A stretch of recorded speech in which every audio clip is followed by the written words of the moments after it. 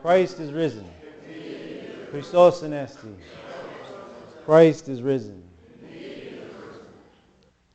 When I was the priest at St. James in Westminster, Maryland, I used to visit a nursing home every Friday, and I would pray with the residents there. One Friday afternoon I was there, and I made contact with one of the residents. And of course he saw my cassock, he saw my collar, and he said, "A priest! I've been looking for a priest." I said, "Hello, how are you?" I said, "I'm Father David. What is your name?" He said, "You could call me Andre McNasty." Of course, that wasn't his name, but he said, "You can call me Andre McNasty." I said, "It's nice to meet you, Andre. How can I help you?" He said, "I'm an atheist." And he went on and on and on about how terrible Jesus was in the church. And I listened to him intently. I just sat there quietly and I listened. And then when he was all done, I put my hand on his shoulder and I said, "Andre, if you don't believe in God, why does this matter?" And at that point, he broke down in tears. He was crying. And he said to me, "I used to believe." Then he went on about all the suffering that he witnessed in war, led him to where he is now. Andre, this proclaimed atheist, wasn't an atheist. There are no atheists, by the way. Everyone believes in something. He didn't have a problem believing in God. He had a problem fitting the almighty and all-powerful God into his world view. And that's why he struggled in faith. You see, we don't have a problem believing in idols. We find it very easy to believe in idols because idols fit into our worldview. If you believe in a God that agrees with everything you do and say, then you're not believing in the true God. The true God is always challenging us. The true God is always convicting us. The true God is continually teaching us to look at the darkest places of our heart, the places we do not want to go. Inside, we know God exists. We know there's something greater than us.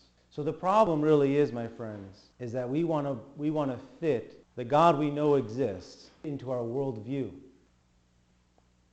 Thomas had the same problem. Not only Thomas, but the other apostles. The things Jesus was telling them did not fit into their worldview.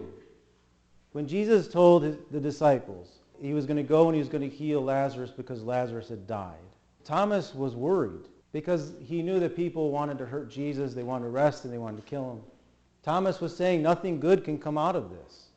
Thomas said, "Okay, if we're going to go, we might as well die with him." He did not truly understand God's will.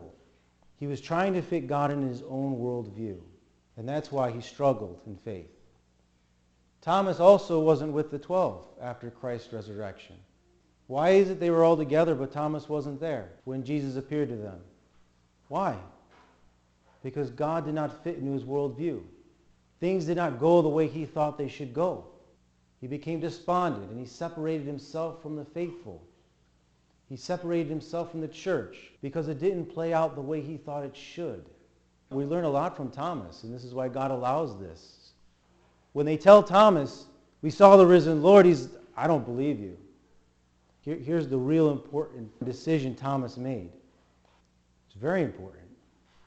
Thomas didn't look at them and said, "You're nuts. I'm going away. You guys, whatever you want to do, go do it. Fine. I'm going on my own." And then he lives his own life and does his thing. He didn't do that. He remained with the disciples, the fellowship of believers. And in doing so, he sees the Lord. He sees the Lord. The Lord reveals himself. His worldview changes. My friends, we catch ourselves doubting. We catch ourselves asking these questions. Why this? Why that? How come God doesn't do it this way? I would do it this way if I was God. Well, don't you know that God in all wisdom has created all things? Don't you think if there was another way of doing things, God would have come up with it because he's all wise and all powerful and almighty? You think you're smarter than God? We have to remember that when we start to doubt our faith, we have to ask ourselves, what am I doing to draw close to God? When I start to criticize him, And I start to judge God because he's not doing the things the way I think he should do. Because he's not fitting into my worldview. My friends, the problem is not with God, it's with us. And we need to change our worldview. We need to draw close to Christ. We need to draw close to Christ by coming to the church, which he established. We need to draw close to Christ by participating in the holy mysteries which he established, which we partake of today, the Holy Eucharist. Satan does not want us to draw near to Christ. The devil does not want us to draw near to Christ. The demons don't want us to draw near to Christ. That means they don't want us to draw near and partake of the Eucharist. The goal of the demons is to stop liturgy. The goal of the demons is to stop the people from partaking of Christ. We cannot allow that to happen.